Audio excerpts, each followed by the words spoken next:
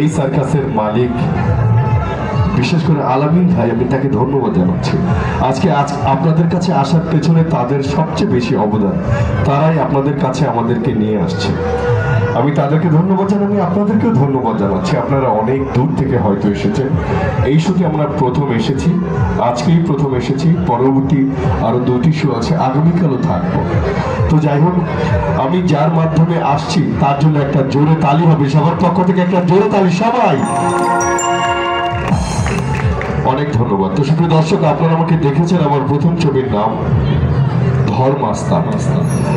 তারপরের ছবি দুর্ধর্ষ খুনি, খতম, দমন, এলাকার বাচ্চা, টাকার নেশা, ঘরের দুশ্মন, বউয়ের জ্বালা, পাগলা মাস্তান, মুসা ভাই এবং ক্ষমতা। আমি অল্প কয়েকটি ছবির নাম বলেছি।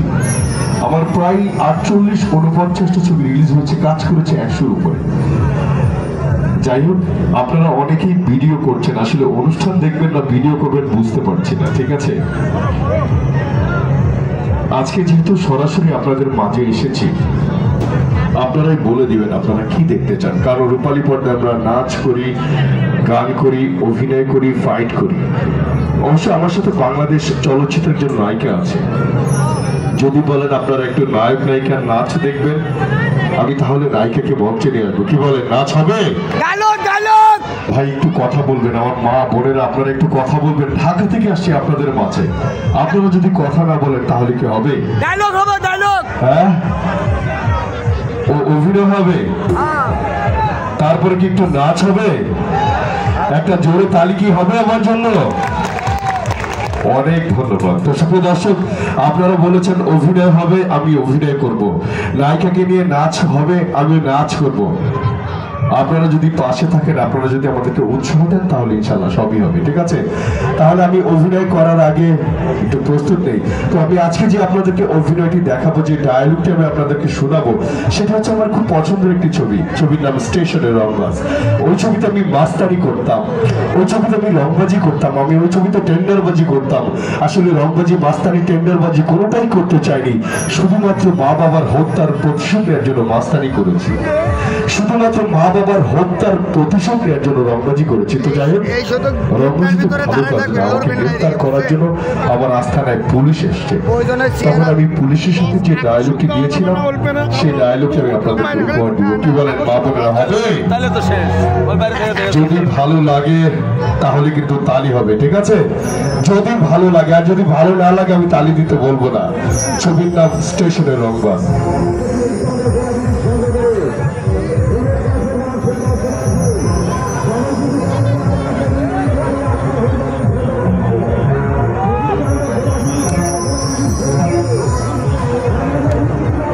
জোরে একটা তালি চাই সবার পক্ষ থেকে। ইন্সপেক্টর সাহেব,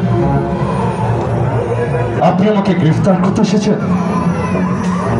হ্যাঁ ইন্সপেক্টর সাহেব, আপনি আমাকে গ্রেফতার করতে এসেছেন। আমি জানি ইন্সপেক্টর সাহেব, আমি জানি আমার বিরুদ্ধে ওয়ারেন্ট বের হয়েছে।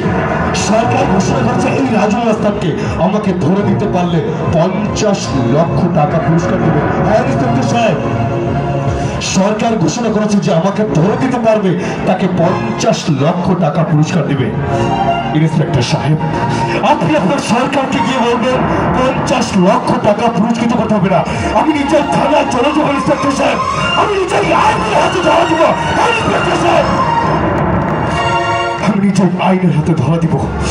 আমি নিজের 14 শিখের মধ্যে চলে যাবো ইন্সপেক্টর সাহেব।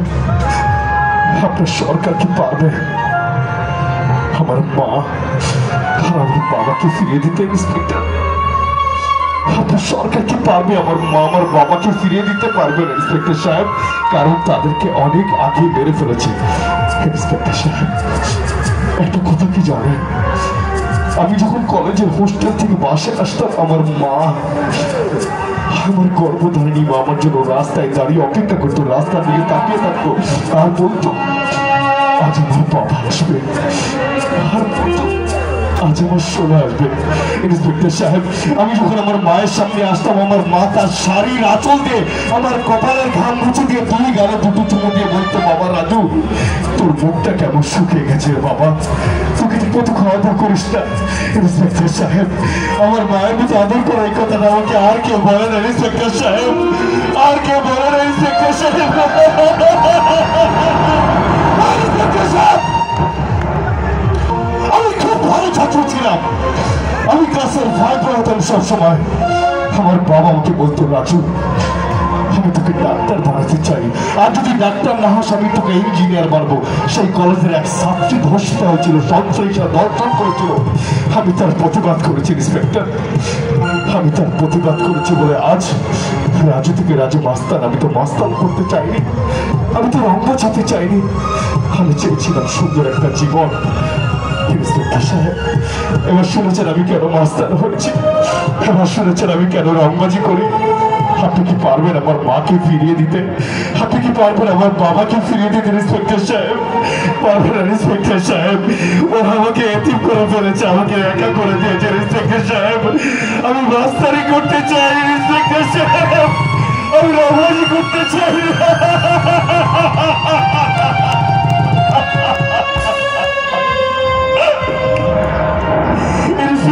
Ha ha ha ha!